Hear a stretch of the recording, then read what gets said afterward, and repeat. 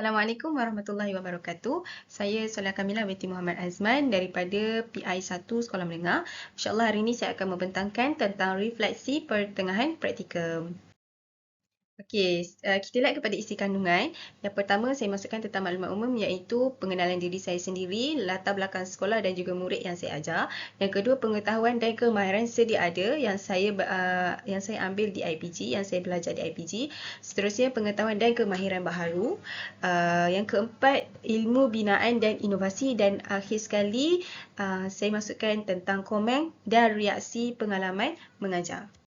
Okey, yang pertama, tentang maklumat umum.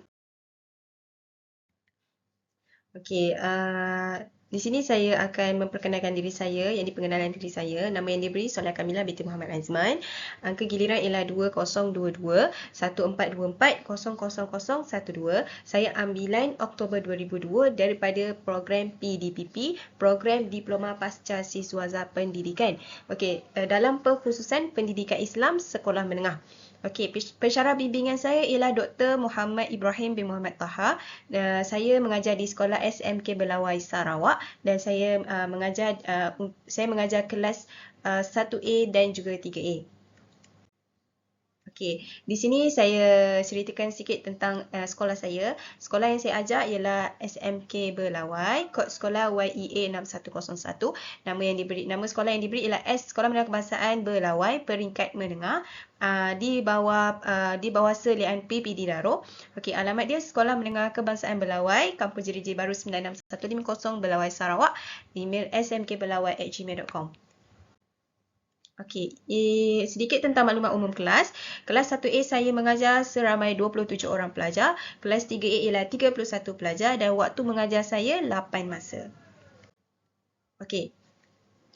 Untuk kita lihat kepada yang kedua, pengetahuan dan kemahiran sedia ada yang saya aplikasikan sepanjang tempoh praktikum. Pertama, saya ada masukkan 4, iaitu pertama teori pembelajaran, kedua teknik pengajaran, ketiga kemahiran pengajaran dan juga pengurusan bilik darjah.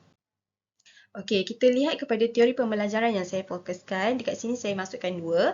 Yang pertama, teori humanis dan juga teori pembelajaran sosial. Okey, kita lihat teori humanis berdasarkan Carl Rogers 1969.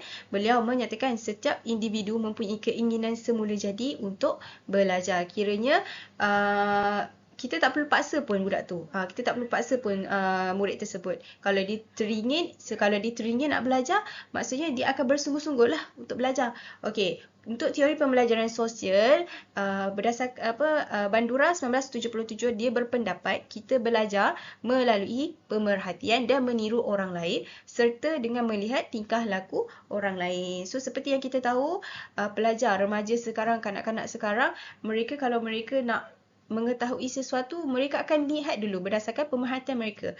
Okey, kalau rasa macam mereka tahu kalau benda tu baik untuk diikuti, mereka akan follow. Okey, seterusnya teori pembelajaran humanis, yakni kebebasan, iaitu meningkatkan arahkan diri dan kebebasan murid serta meningkatkan daya cipta murid. Contohnya, murid bebas melakukan aktiviti mengikut kreativiti masing-masing seperti menghias poster atau peta minda. Yang mana yang ini kita buat pembelajaran berpusatkan murid. Murid yang tentukan dia nak belajar apa, dia nak buat apa. Okey, ini antara lampiran semasa PDPC berlaku. Saya ada menanyakan kepada pelajar, kepada murid-murid saya tentang apa aktiviti mereka ingin lakukan sepanjang PDPC. Jadi mereka memilih aktiviti gallery walk di mana mereka berbincang dalam kumpulan masing-masing tentang subtopik-subtopik yang telah dibahagikan, kemudian membenamkan hasil dapatan di dalam poster. Okey, ada yang nak buat poster, ada yang nak letak dalam kertas majur mengikut keselesaan mereka. Inilah antara buktinya. Okey, seterusnya untuk teori pembelajaran sosial, kita lihat daripada segi tingkah laku sosial. Jadi, apa itu tingkah laku sosial? Pembelajaran dan tingkah laku manusia, dia bergantung kepada pemerhatian seseorang individu itu terhadap individu lain atau model-model simbolik seperti televisyen dan sebagainya. Boleh senang cerita, pelajar ni kalau dia nak tengok nak jadi macam simbolik untuk dinaikkan semangat untuk belajar, dia mesti ada role model dia. So, contoh dia, pengetahuan sedia ada murid seperti cerita yang pernah dilihat di televisyen atau pengalaman dalam sesuatu perkara. Okey, seterusnya kita lihat kepada teknik pengajaran. Teknik pengajaran. Okey, kita lihat dulu kepada pendekatan. Pendekatan yang saya fokuskan ialah didaktif, induktif, elektif dan komunikatif. Okey, untuk strategi saya fokus kepada 3 iaitu berpusatkan guru, berpusatkan murid dan juga berpusatkan bahan. Okey, untuk teknik pengajaran, okey ada 2 kaedah dan teknik. Yang pertama kaedah saya datangkan 4 iaitu sumbang saran, penerangan, tunjuk cara dan juga aktiviti. Sumbang saran contohnya dalam set induksi, saya tayangkan video, saya minta pendapat, saya minta pelajar sumbang sarankan pendapat mereka tentang apa yang mereka faham daripada video yang saya tayangkan. Okey, penerangan tu contohnya saya terangkan dengan lebih detail maksud istinja misalnya. Okey, tunjuk cara dan aktiviti. Aktiviti ni banyak. Contohnya aktiviti gallery walk, aktiviti copy eyes, aktiviti gallery walk, copy eyes dan pelbagai. Okey, seterusnya untuk teknik, saya gunakan 3 teknik iaitu soal jawab, bercerita dan juga simulasi. Bila kita sentiasa bersoal jawab dengan pelajar, kita boleh lihat sejauh mana pemahaman pelajar terhadap topik yang kita ajar. Untuk bercerita, kita minta contohnya lah kan, kita minta pelajar cerita kisah-kisah yang pernah mereka alami, pengalaman mereka. Contohnya lah kan kita masuk topik istinja.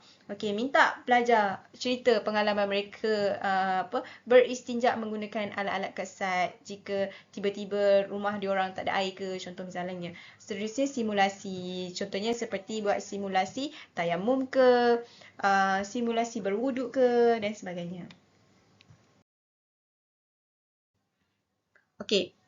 Untuk kemahiran pengajaran, kita ada datangkan 3 iaitu kemahiran set induksi, kemahiran BBM iaitu bahan bantu mengajar dan juga kemahiran pengukuhan. Lihat kemahiran set induksi. Apa itu kemahiran set induksi? Okey, senang saya simpulkan untuk set induksi ni macam mana kita nak tarik pelajar untuk macam mana cara kita nak tarik minat pelajar, okey, dalam kita menyampaikan sesuatu topik. Maksudnya, sebelum kita nak bagi tahu topik yang kita nak ajar tu, kita bagi hint dulu dekat pelajar. Okey, apa kita nak tengok. Macam mana pelajar ni dia boleh berfikir di luar kotak. Okey, tentang set induksi yang kita ajukan. Contoh, kita tayangkan gambar ke, kita tayangkan video ke. Okey, kita lihat apa itu set induksi. Set induksi adalah sebahagian permulaan sesuatu proses pengajaran dan pembelajaran yang bertujuan untuk membina aliran fikiran pelajar serta menarik minat mereka untuk lebih memberi tumpuan dan fokus kepada pengajaran dan pembelajaran yang hendak disampaikan. Kalau set induksi kita tu menarik kan, jadi dia boleh bagi pelajar tu daripada awal tu, dia boleh bagi pelajar tu fokus dengan topik yang kita akan ajar.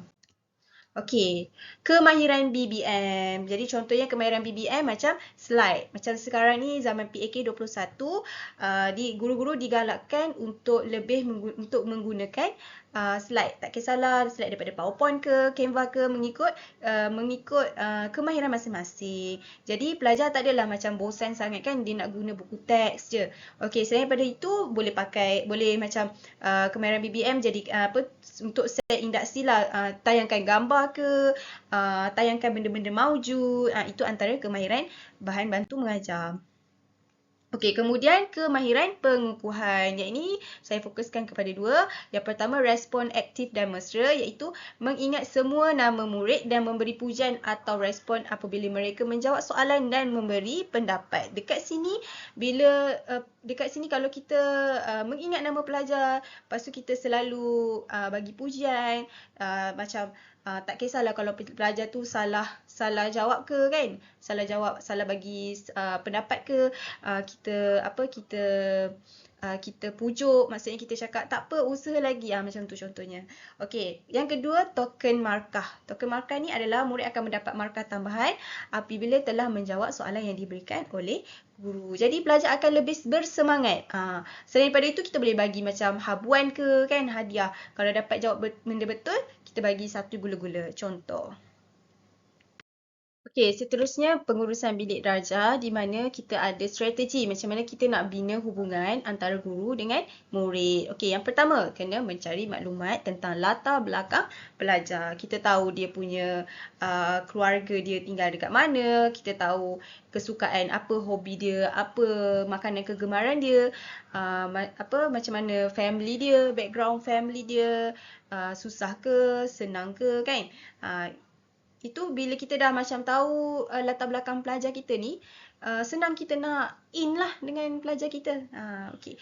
Seterusnya yang kedua, sesi ice breaking, sesi mengenali diri masing-masing, maksudnya secara ramai-ramai. Okey, seterusnya kita masuk kepada yang ketiga, pengetahuan dan kemahiran baharu yang saya peroleh sepanjang tempoh praktikum. Okey, yang ini yang pertama, TMK. Saya banyak menggunakan teknologi maklumat kini di mana saya banyak menggunakan Google Image, YouTube, PowerPoint, Canva, dan sebenarnya banyak lagi lah.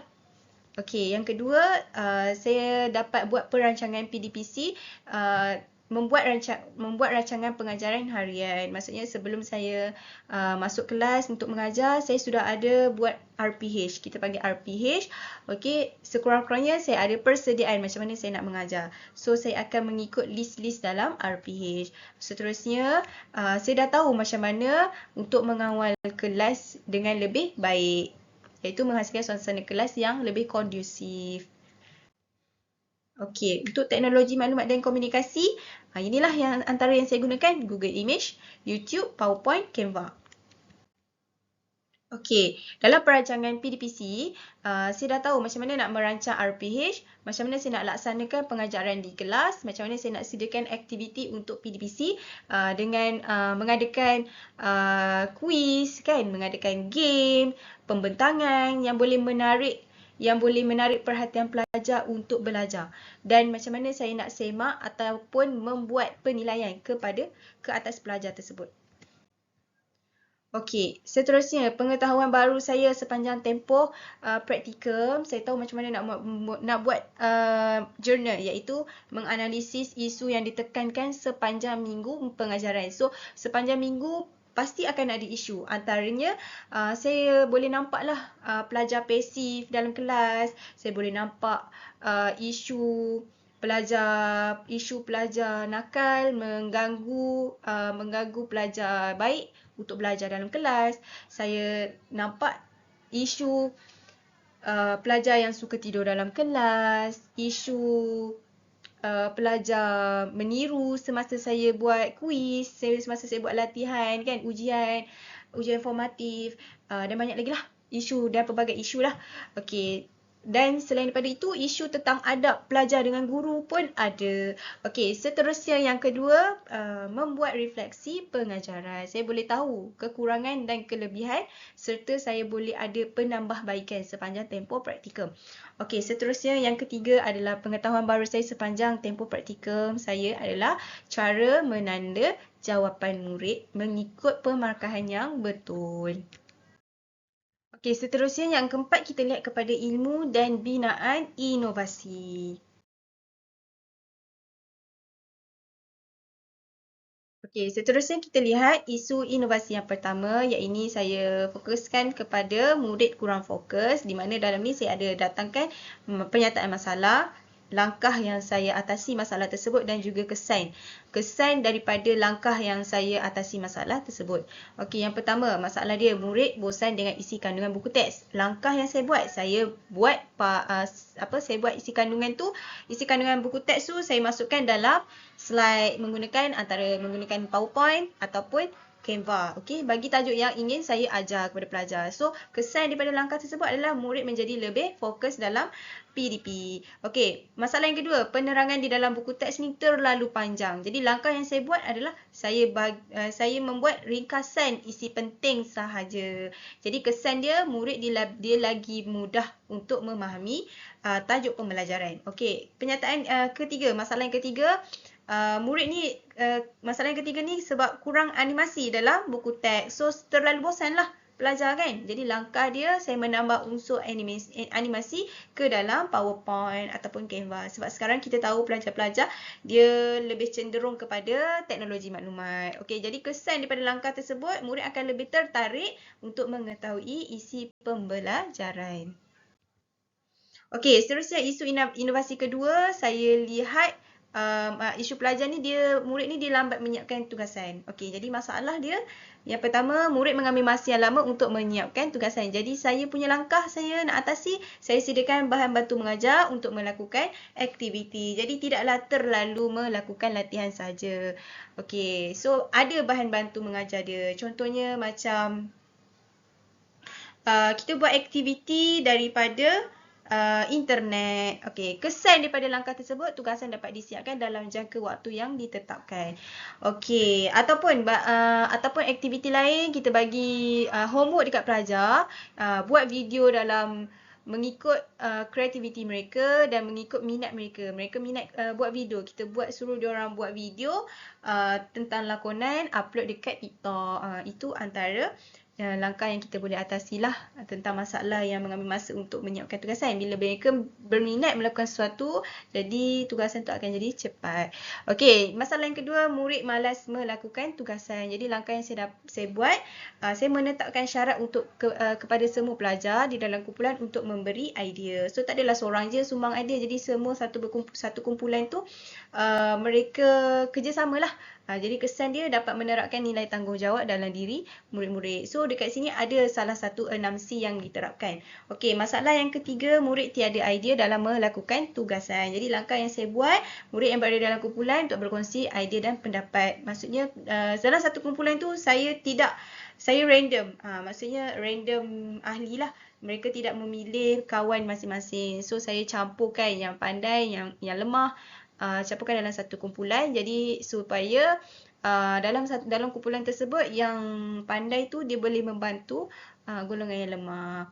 Okey, jadi kesan dia murid lebih seronok dan aktif lah dalam menyelesaikan tugasan secara teratur. Okay, jadi ni antara aktiviti sepanjang PDPC berlangsung. Antaranya saya suruh pelajar untuk buat forum pendidikan Islam lah. Mengikut kreativiti mereka, pembentangan, saya bimbing mereka dalam tugasan kumpulan dan sebagainya.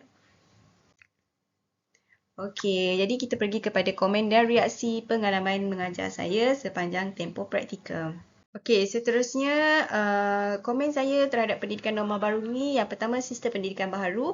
Kita perlu memperbagaikan bahan bantu mengajar supaya boleh lebih menarik minat dan fokus pelajar terhadap PDPC yang kita sampaikan. Okey, yang seterusnya, hubungan sosial. Kita perlu menjaga hubungan baik antara pihak pentadbir, guru-guru dan pelajar supaya boleh memudahkan urusan kita sepanjang kita bekerja di sekolah lah. Okey, seterusnya tindakan susulan. Kita boleh meminta tunjuk ajar daripada guru pembimbing dan juga pensyarah supaya kita boleh tahu dan boleh memperbagaikan kaedah mengajar. Okey, dan akhir sekali adalah sistem pendidikan baru. Kita boleh menunjukkan contoh yang baik. Okey, itu saja daripada saya. Sekian, terima kasih.